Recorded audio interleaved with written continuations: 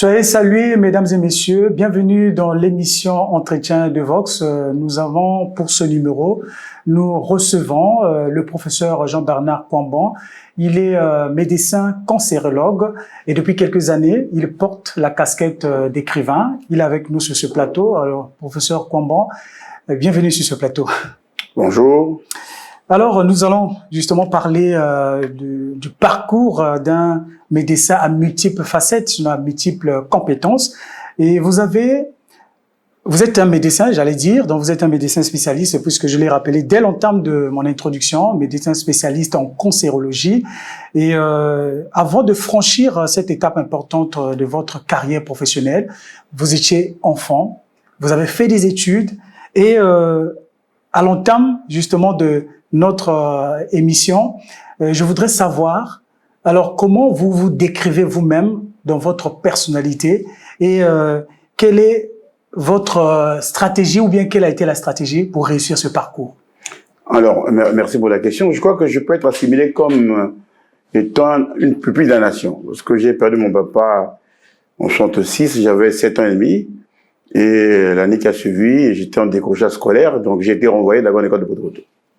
J'ai eu de la chance extraordinaire d'avoir un grand frère qui avait été élevé par mon père, M. Mbon Okana, et qui m'a repris ici à Brazzaville. Il était commandant de gendarmerie à Jacob, donc en Kayi actuellement, et il m'a emmené avec lui en Kayi.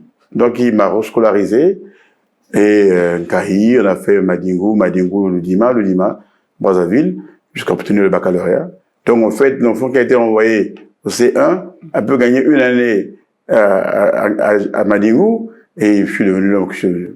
Alors, vous avez été toujours fier de dire que vous êtes un enfant de Poto-Poto. Qu'est-ce que ça représente être enfant de Poto-Poto? Est-ce qu'il y a une signification aussi particulière? Poto-Poto, c'est une idéologie, c'est une école, c'est une philosophie. Je suis fier d'être un enfant de Poto-Poto parce qu'à Poto-Poto, on vous inculque les vraies valeurs de la vie. À Poto-Poto, on vous apprend à dire la vérité. À Poto-Poto, on ne triche pas avec soi-même. À Poto-Poto, on ne fait du tort à personne. À Poto-Poto, on a l'empathie pour les autres. À Poto-Poto, on accompagne les autres à réussir avant que vous ne réussissiez vous-même. C'est ça, Poto-Poto. Vous savez, à Poto-Poto, ou vous réussissez, ou ne le réussissez pas. Et à Poto-Poto, on a une obligation, quand on vous confie une mission, une charge, de la réussir. Il n'y a pas de raison quand on vous confie une mission et que vous ne la réussissez pas. Et ça, justement, vu votre parcours, on se dit déjà que vous avez réussi. Parce que vous avez fait des études, mais pas seulement au Congo, mais aussi à l'extérieur du pays.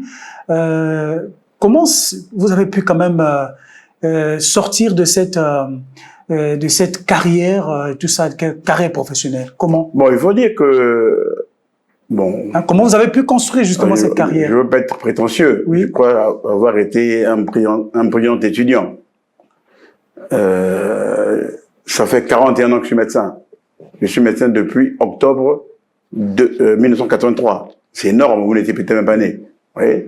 Donc, on a bénéficié d'une bourse de l'OMS au sortir de la fac de médecine. À l'époque, c'était l'INSA, parce qu'on a octroyé une bourse OMS aux 5 meilleurs étudiants de l'année. Et j'ai eu la chance de faire partie de ce groupe-là. Et grâce à cette bourse OMS, je suis allé étudier en Belgique, où je suis resté une douzaine d'années. Alors, dans mon introduction, j'ai dit que vous avez la casquette d'écrivain et justement, vous êtes auteur de 3 œuvres littéraires. Qu'est-ce qui vous a motivé de produire ces ouvrages? Alors, c'est parti d'une pique lancée par le professeur Lefoba. Je l'avais accompagné à la Sorbonne, où il était parti à participer à un congrès sur les confins de la contradiction. Et là, il m'a dit, un professeur, ça doit écrire des livres. Je dis, lui, il écrit des livres. Moi, j'ai jamais écrit un livre. Comment vais-je faire pour écrire un livre? Puis je dis, mais s'il arrive à écrire des livres, il n'y a aucune raison que je ne sache pas écrire un livre. Et voilà comment je me suis jeté à l'eau. Mais il faut dire que les premiers moments, c'est très difficile parce que tout le vocabulaire est derrière la tête. Maintenant, il faut le ramener à l'endroit. Et ça n'a pas été facile. Votre premier ouvrage, Le Carabin, donc l'oncologue, c'est quoi le contenu?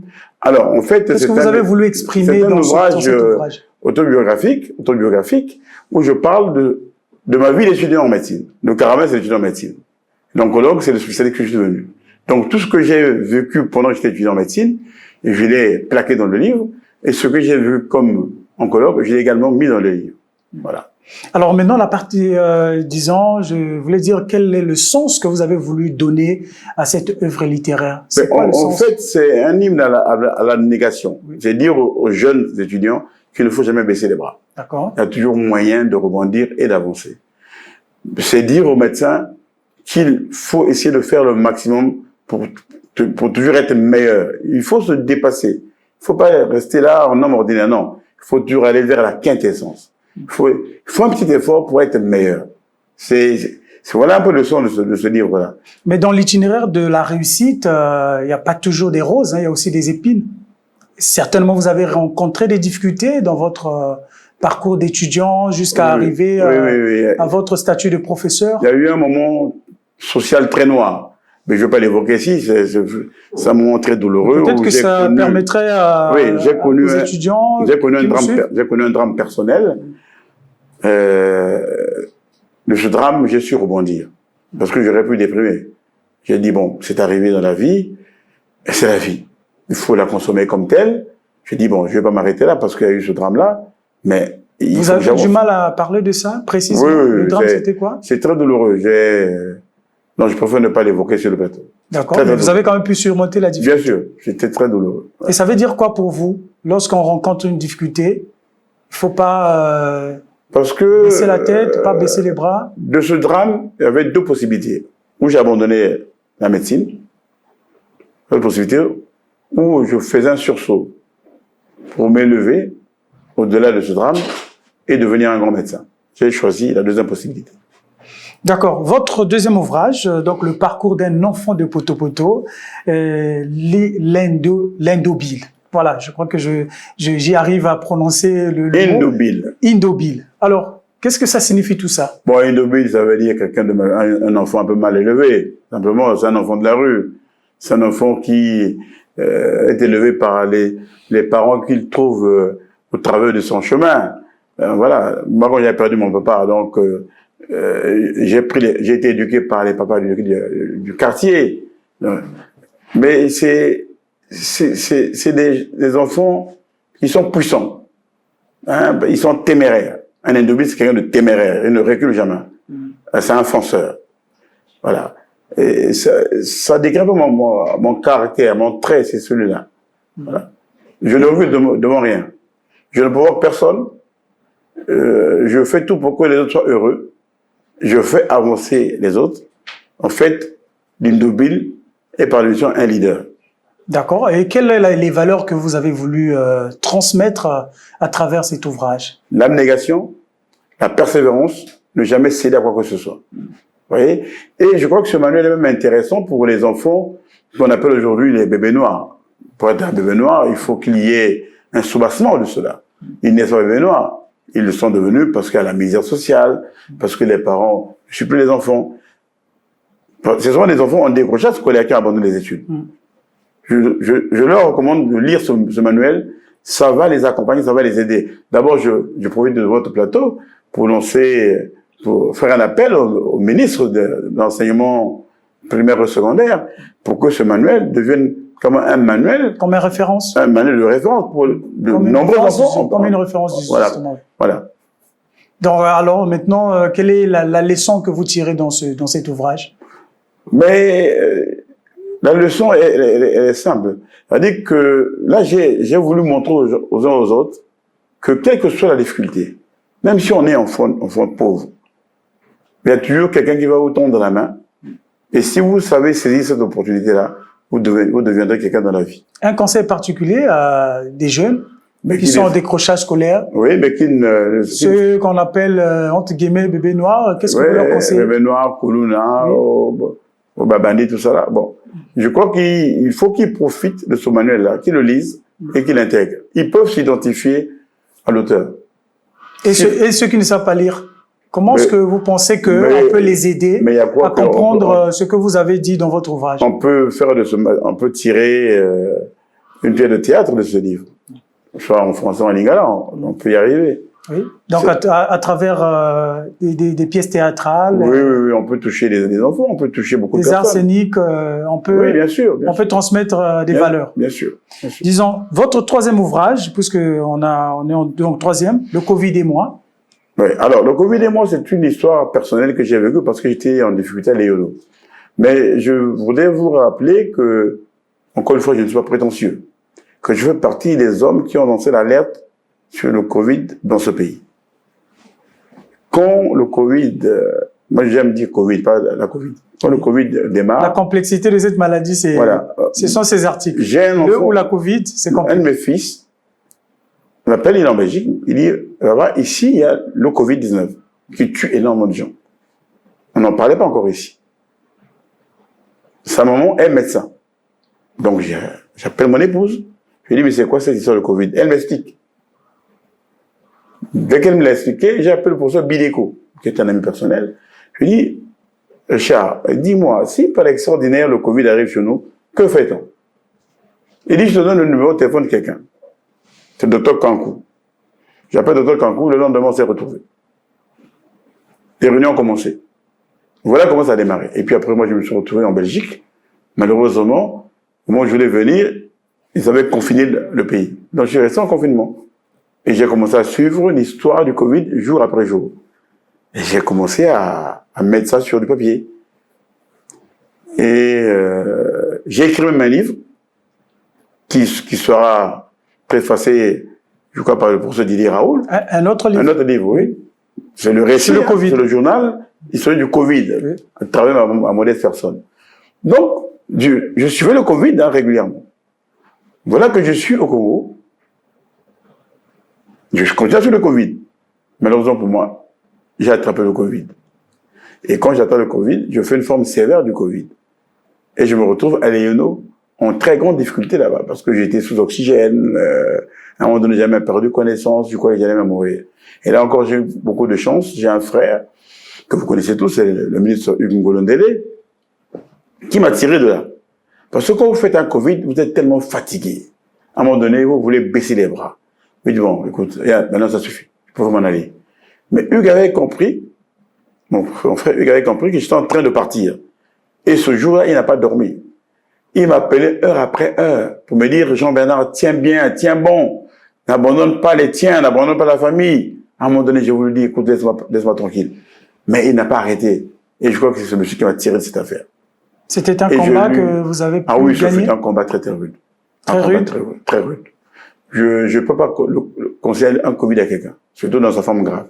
Non. Et chez nous, il y a certains qui n'ont pas cru à cette maladie. Ils ont même imaginé que c'était du théâtre. Oui, mais ce discours n'est pas nouveau. Il y en a qui ne croient même pas. Est-ce que vous voulez rassurer aujourd'hui que vraiment la maladie là était vraie? Mais bien sûr. Et les gens. Mais les gens sont morts. Oui. Moi, je suis médecin. On a géré des cas de Covid. Il y a eu des décès, malheureusement. J'ai des frères qui sont morts. Donc, ce serait aberrant de dire que le Covid n'a pas existé. Non. Et il existera toujours. Mais ça va devenir une banale grippe. Il ne faut pas alarmer les gens. Et lorsque vous êtes sorti de cette situation de maladie, donc avec le Covid, comment vous avez, vous, en tant que professionnel de santé, vous avez pu apporter une contribution pour qu'on évite d'autres contaminations? Alors, j'ai commencé par revisiter notre système de santé. Parce que j'avais pensé que le président de la République avait mis beaucoup d'argent dans la lutte contre le Covid et que cet argent avait été mal utilisé. D'abord, on avait mis en place un comité d'experts. Je ne sais pas qui avait l'expertise en matière de Covid. On aurait récemment dit comité de sachants, simplement parce qu'on se cherchait. Bon, quand les choses sont mal nommées et les décisions sont mal prises, bon, disons qu'ils ont fait ce qu'ils ont pu. Grâce à eux également, il y a eu des vies humaines qui ont été sauvées. Mais on aurait dû faire autrement. Notre aliénation à nous vient du fait qu'on s'est adossé sur la doxa européenne, alors que nous ne sommes pas dans le même environnement. Vous voudriez dire que chez nous, ça a été mal géré? Ouais, ben, tout le monde a vu ça dans la presse. Oui. Il a fallu... Donc les fonds Covid ou bien la Covid en fait d'une manière générale? Non, la stratégie n'a pas été très bonne. Ça, de mon point de vue, oui, n'a pas été très bonne. Mais il a fallu l'arrivée d'un monsieur, le nouveau ministre actuel de la Santé, monsieur Mokoki, et qui a regardé les choses et qui a repris les choses en main parce que ça passe dans tous les sens. Moi, j'ai vécu le Covid de l'extérieur et de l'intérieur, donc j'ai la légitimité pour en parler. Et la chance que j'ai eue à l'EONO, c'est d'avoir été pendant 14 ans directeur de l'EONO, sans discontinuer. Et c'est moi qui ai procédé au recrutement des agents de l'EONO en 2004. Vous voyez? Et ces gens-là me sont restés reconnaissants. Et ils m'ont accompagné tout le long où j'étais chez eux. Je les voyais entrer dans ma chambre avec des bonbons d'oxygène parce qu'il fallait les porter. C'est lourd. Mais ils n'ont pas arrêté de m'accompagner. Ils me secouaient, ils m'encourageaient. D'abord, je leur en suis reconnaissant. Alors finalement, vous, en fait, en termes d'observation, en termes de remarques, de suggestions, parce qu'on peut aussi être confronté à d'autres épidémies. Pour vous, qu'est-ce que vous conseillez au gouvernement lorsqu'on arrive à ces genres de cas? Je leur conseille de lire mon livre. Il est disponible, je l'Harmattan. Oui. Et ceux qui n'auront pas l'occasion de lire votre livre, qu'est-ce que vous leur dites en ce moment? Un ministre doit se donner le temps de lire un livre. Moi, je lis un livre en 2-3 jours, donc tout le monde peut se donner ce temps-là. Encore une fois, c'est pas de la prétention, mais je crois qu'il faut que chacun lise ce livre-là pour comprendre ce que j'ai dans le livre. Parce qu'il y a des chapitres un peu compliqués dans ce livre. Et sur ce plateau, vous nous dites quoi déjà? Mais j'ai fait des propositions. Hein. D'abord, 1, il faut être solidaire. 2, il faut sortir du discours de la doxa occidentale, parce que l'environnement n'est pas le même. Vous voyez, les ayatollahs de la modélisation qui réalisaient les catombes en Afrique se sont trompés. L'Afrique s'en est bien sortie. Nous sommes le seul continent où il n'y a pas eu autant de morts qu'ailleurs. Vous voyez, donc on aurait pu avoir notre discours. Et justement, nous, le Congo n'a pas eu beaucoup de morts. Est-ce que c'était une chance? Non, c'était la grâce de Dieu. Non, je crois que c'est l'environnement. Il y a plusieurs explications. Je crois qu'il y a le soleil, je crois qu'il y a la jeunesse, il y a l'immunité. Il y a plusieurs paramètres qui rentrent en ligne de compte. Mais encore une fois, je crois qu'il faut féliciter le gouvernement qui a mis beaucoup de moyens pour gérer cette épidémie. Je dis bien beaucoup de moyens.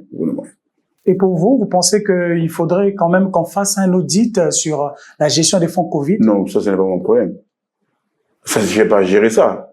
Moi, je suis médecin, je me mêle pas des problèmes financiers, ça me regarde pas. Vous savez, si on devait se mêler des problèmes financiers, on va s'entretuer dans ce pays. Moi, je fais ce qui me regarde. Ce qui ne me regarde pas, je n'ai pas mon problème. Moi, je suis médecin, j'essaie de réparer les vies humaines. Le reste, ça ne me regarde pas.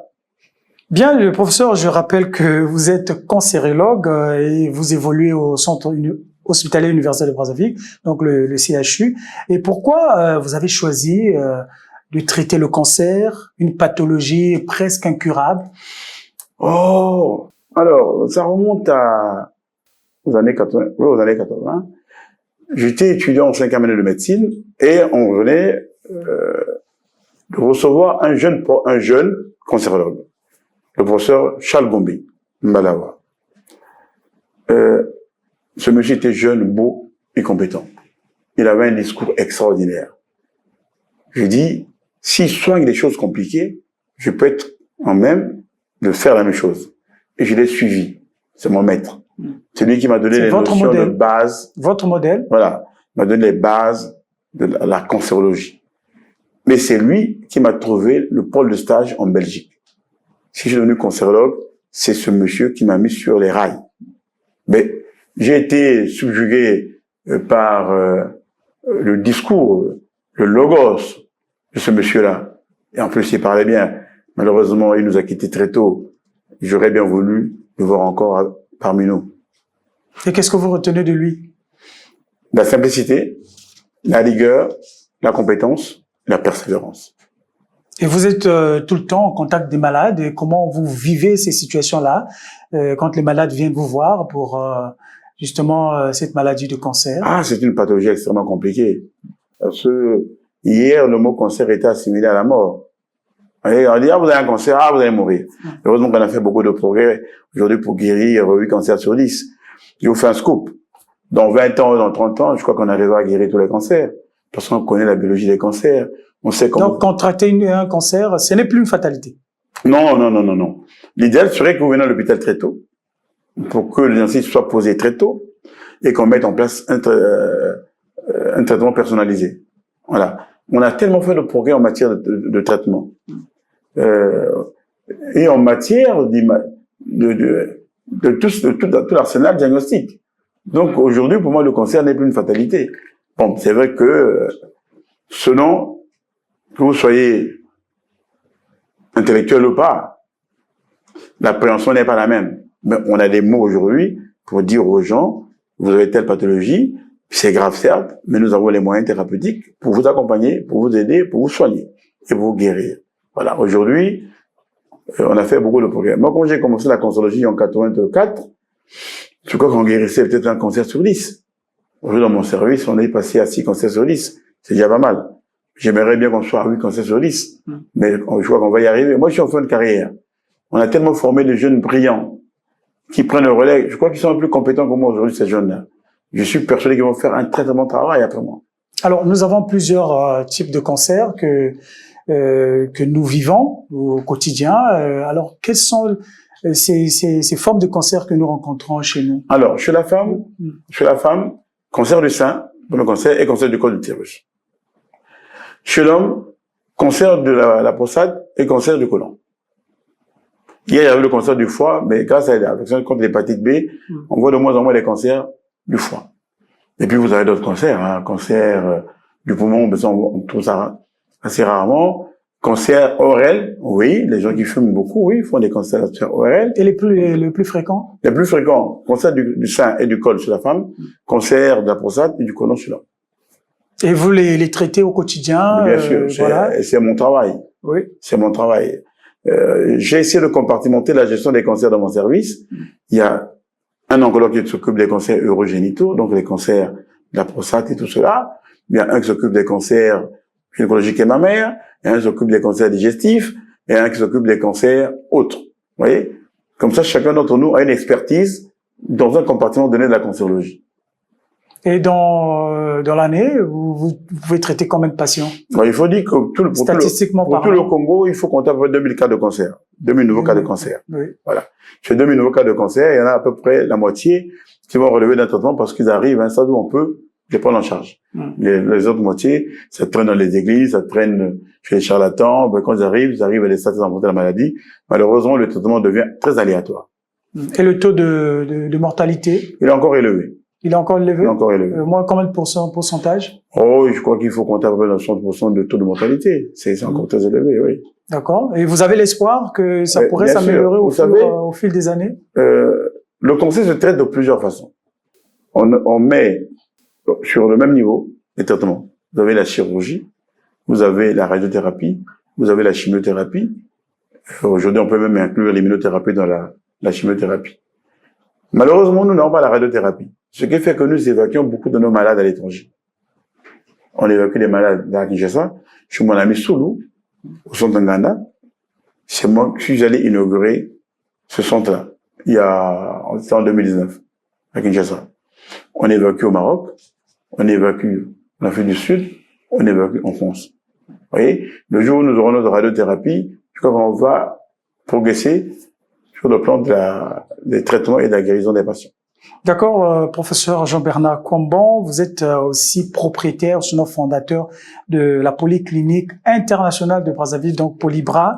Elle fonctionne depuis 2 ans. Quels services proposez-vous aux patients? Mais tous les services, comme toutes les cliniques, sauf qu'aujourd'hui, nous sommes en train de mettre en place un module très important qui a même un caractère social. C'est le centre de rééducation fonctionnelle et de revalidation. Vous savez, Polybra est situé dans la partie nord de Brazzaville. Dans toute cette zone-là, il n'y a pas un centre de rééducation fonctionnelle. Les malades qui habitent Kintélé, qui habitent Ngamakoso, Djiri, Lifula, l'académie, sont obligés pour faire la rééducation de venir... Dans le 9e arrondissement. Oui. Ils doivent venir soit au CHU, soit à Jean-Viviane. L'aller simple, par taxi, c'est 5 000.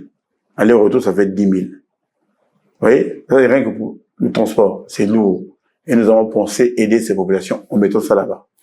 Deuxième élément social, c'est que quand vous avez fait un AVC, par exemple, les parents, les familles ne sont pas prêts à vous reprendre aussitôt parce que il faut qu'ils s'organisent, ces gens-là. Vous voyez? Il faut leur donner le temps de s'organiser. Polybra va leur donner la possibilité d'un lit, dans le cadre de la revalidation et la rééducation. Le malade arrive chez nous, pendant une semaine. On commence aussitôt le soin. La rééducation commence. Tout de suite. Le malade est hébergé là. Le malade est pris en charge. Il est nourri là. Il est soigné là. C'est vrai qu'on va faire un petit package pour que ce ne soit pas trop lourd. Donc, on peut prendre des malades pendant une semaine, pendant 2 semaines, pendant 1 mois, pendant 3 mois et donner le temps aux parents de trouver une solution pour récupérer le malade à la maison. Et je crois que ça va soulager beaucoup de familles. Là, le matériel est arrivé, le centre a été construit, ils sont en train de le monter. Donc, j'ai bon espoir que le 1er juillet, que nous lançons les activités là-bas. Alors, professeur Jean-Bernard Kwamban, vous êtes directeur des affaires médicales au CHU de Brazzaville et vous avez une structure sanitaire, donc Polybras. Est-ce que vous ne risquez pas de faire une concurrence qui est illégale? Bon, on me pose tout dans cette question-là. Il n'y a pas de conflit d'intérêt. Moi, je ne suis pas agent de Polybras. Moi, je suis promoteur de Polybras. Comme aujourd'hui, je fais la promotion des jeunes qui veulent s'installer dans le privé. Voilà, un jeune qui vient me voir, qui dit, moi, je veux travailler dans le privé, est-ce que vous pouvez m'accompagner? On regarde ensemble le projet, on peut lui trouver un local, non, on va payer le local, on peut lui trouver un petit labo, on lui met un petit échographe, on lui met un petit cabinet dentaire, il se débrouille et il crée des emplois. Mais certainement, on va vous pointer du doigt que c'est un conflit d'intérêt quand même. Ben oui, mais conflit d'intérêt, moi, je ne travaille pas là-bas. Je ne vois pas les malades à Polybras. Et puis, vous êtes sûr que vous ne voyez pas les malades là-bas si le CHU n'arrive pas à les prendre en charge? Non, le CHU, c'est le sommet de la pyramide. Polybras doit référer ses malades au CHU quand il ne peut pas les prendre en charge. Il ne faut pas se tromper. Le CHU, c'est là où vous avez la crème de la médecine de ce pays. Les cliniques privées, c'est vrai qu'il y a des vacations qui sont faites là-bas. C'est juste, ça accompagne juste les grandes structures. La grande prise en charge, c'est au CHU. Oui. Voilà. Maintenant, les petites structures privées, si elles sont compétitives, si elles sont compétentes, vont pousser le CHU à s'améliorer. Parce que le privé pousse toujours le public à se développer. Toujours. Mais justement, les gens ne se sont jamais convaincus. Ils pensent que vous détournez les malades. Vous les emmenez à vos cliniques. C'est leur choix, c'est leur opinion. C'est pareil aussi pour les médicaments. On pense que non, l'État achète les médicaments, alimente les grands centres. Mais vous qui avez des structures privées, vous les emmenez à vos structures. Non, les structures privées. C'est ce qu'on vous reproche. Non, oui, mais c'est un mauvais reproche. Les structures privées achètent leurs médicaments. Elles achètent leurs médicaments. Vous n'allez pas prendre les médicaments du CHU pour les amener dans vos structures privées. Là, vous allez les sortir comment? Malheureusement, c'est la réalité. Non, c'est pas c'est pas la réalité. De ce que les gens reprochent au quotidien. Monsieur le journaliste, moi, je suis directeur des affaires médicales depuis 1 an. Vous me connaissez. Je suis quelqu'un de rigoureux. Personne ne peut faire ça tant que je suis là. Vous pensez que ces pratiques-là n'existent pas? Si quelqu'un vole, non, ça n'existe pas. Si vous volez, pensez que ça n'existe pas dans nos grands centres? Si vous connaissez ces voleurs-là, vous me donnez les noms. Si quelqu'un vole au CHU, il est viré. Il n'y a pas d'état d'âme. Le CHU, c'est notre maison, nous tous, hein. Si vous commencez à voler, ça veut dire que vous ne protégez pas la maison pour les autres. Quand vous avez un gros bobo, on va vous amener au CHU. Ne pensez pas qu'on vous amène ailleurs. C'est au CHU. Donc, protégeons le CHU. Vous avez l'obligation de le protéger, comme moi j'ai l'obligation de le protéger. Et de votre expérience, 40 ans dans le métier, est-ce que vous n'avez jamais rencontré ces cas? Dans mon service, non. Depuis que je suis là, directeur d'affaires médicales, je n'ai pas eu vent de ça. Même dans d'autres services? Non, j'ai pas eu vent de ça. Jamais entendu? Non. On ne raconte pas dans les couloirs? Par contre, on a un problème avec les Banamanganga, qui viennent avec des médicaments de l'extérieur pour venir vendre à l'hôpital. Mais ça, on va régler ça. On va le régler à travers. Vous connaissez quand même, c'est illégal. Bien sûr. Vous savez, vous prenez un médicament qui sort de nulle part. Personne ne sait d'où il vient. Vous venez là en phase des urgences. Et vous attendez que les parents viennent vous voir. Parce qu'ils vont venir vous demander, ils comparent les prix dans notre pharmacie. Mais si vous vendez 2 fois moins cher, vous allez vendre. Mais qui nous dit que ce sont des bons médicaments? Donc ces gens-là contribuent à la mort de nos malades. Donc nous, on a l'obligation, de mettre en place le vrai cycle du malade pour limiter ça. On n'aura plus besoin d'être Banamanganga à l'intérieur du CHU. Voilà. Et ça, c'est mon travail. C'est le temps que je compte faire dans les semaines à venir. Alors, finalement, quelle est votre lecture, la lecture que vous faites de manière globale du système sanitaire en République du Congo? Alors, il faut reconnaître que nous sommes en retard. Vous savez, moi, je parle de la médecine du futur depuis plus de 10 ans. la médecine a radicalement changé. Grâce au big data et à l'intelligence artificielle, la médecine a profondément changé. Vous voyez, vous prenez le domaine de la chirurgie. Aujourd'hui, la chirurgie est presque robotisée. Est-ce que nous sommes prêts à accueillir des robots dans nos hôpitaux? Est-ce qu'on a créé le circuit de la robotisation dans nos hôpitaux? Vous voyez, même la médecine a changé, la biologie a changé. Vous voyez, aujourd'hui, on fait de la biologie moléculaire, on est dans la protéomique, on est dans la génomique. Ne me demandez pas ça, c'est trop compliqué. Mais tout le monde le fait aujourd'hui. Mais nous sommes très en retard. C'est pour cela qu'il faut que nous identifions des jeunes doctorants ou post-doctorants pour aller dans des grands centres pour apprendre la biologie. Moi, j'ai la chance... Donc le retard est dans la formation, les équipements. Oui, formation, équipement, je crois qu'il faut faire davantage. Oui. Vous savez, un laboratoire de biologie, c'est une usine, hein. C'est une usine où vous avez des grosses machines, hein. Et il faut qu'on en arrive là. Mais ça, c'est la vision. Il faut de l'audace, de l'ambition et de la vision. Je dis que on va faire les choses autrement. Vous voyez, j'ai été il n'y a pas très longtemps à l'IHU de Marseille, là où était Didier Raoul. Avec un peu de chance, demain, on pourra avoir des bourses pour nos doctorants. Parce qu'il n'est pas normal que là-bas, qu'il n'y ait que des Sénégalais, des Maliens, des Gabonais, très peu de Congolais. Il y avait ce Congolais. Donc, je suis en train de négocier. J'espère qu'on va bien négocier pour qu'ils prennent 8 Congolais, 10 Congolais par an pour les former. Et en plus, ils vont leur accorder des bourses. Vous voyez? Mais ça, c'est ma petite contribution. Hein. Oui. Je suis obligé de le faire, mais je le fais pour mon pays. Vous dites que nous sommes en retard. Très en retard. Dans ce nous sommes en train de faire la médecine qui en voie d'être dépassée. En fait, selon vous, qu'est-ce qu'il faut vraiment améliorer? Mais il faut s'arrimer à la modernité. Donc, l'innovation. Il faut envoyer des jeunes en formation. Vous voyez, si vous allez à l'hôpital de Luanjili, on vous dit, non, vous devez aller consulter un immunologue clinique. Mais ce service n'existe pas. Il faut qu'on le crée. Vous voyez, il y a beaucoup de services qu'on doit créer. Il faut qu'on les crée. Si on n'a pas les hommes, alors on peut mettre des compétences à l'extérieur.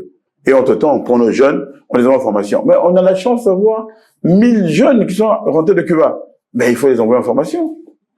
Demain, pour être médecin, il faut d'abord ingénieur. Il faut savoir concevoir les logiciels, savoir manipuler tout ce qui est NTIC. Hein. Si vous n'avez pas ça, mais vous ne pourrez pas. Et j'espère bien que vous avez ces jeunes médecins qui sont rentrés de Cuba au CHU de Brazzaville. Et comment vous appréciez le niveau de compétence de ces jeunes? Mais il est bon, le niveau. La médecine est universelle. Hein. Le niveau, il est bon. Les Cubains font d'abord la médecine. Les Cubains, les Russes, les Roumains font d'abord la médecine. Alors, ils s'adaptent bien à nos réalités, à la réalité africaine. J'ai dans mon service, la réalité congolaise. J'ai dans mon service quelques jeunes qui sont en formation de spécialité. Qui viennent de Cuba, ils sont bons. Vous savez, le Congolais a tendance à dire, vous dites Cuba, donc, non, ils sont bons. Ils sont bons. Il faut les mettre en immersion, les accompagner, voilà. Identifier les meilleurs d'entre eux et les envoyer dans des formations beaucoup plus pointues à l'extérieur. Alors, et pourquoi aujourd'hui les Congolais, quand je dis Congolais, ou la population peut-être d'une manière générale, ne font pas confiance à nos centres sanitaires?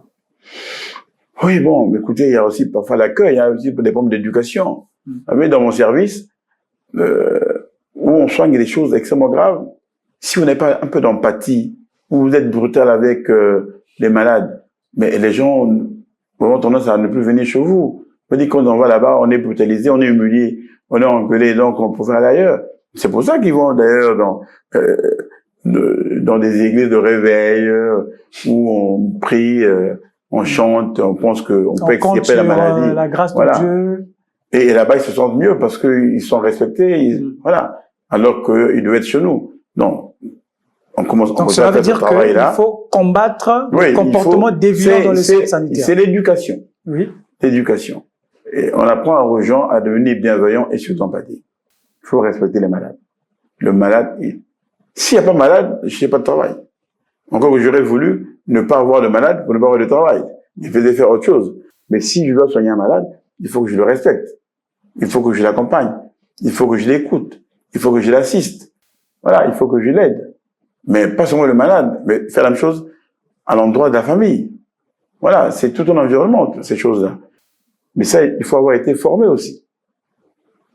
Ok, mais disons donc, ça veut dire que il faut restaurer aussi la conscience professionnelle. Oui, mais... Comment il faut la faire? Mais la conscience professionnelle, ce n'est pas seulement du côté de la médecine, hein. C'est partout, hein. C'est partout. Bien, nous sommes quasiment à la fin de cet entretien. Un message particulier. Bon, alors, message particulier, plutôt à l'endroit de la population, en ce qui concerne la pathologie cancéreuse, c'est quand vous avez cette maladie-là, venez nous voir. N'allez pas directement chez le féticheur, chez le prêtre, je sais pas qui. On n'interdit pas les thérapies alternatives. Non, venez nous voir. Il faut aller voir directement un spécialiste. Nous voir.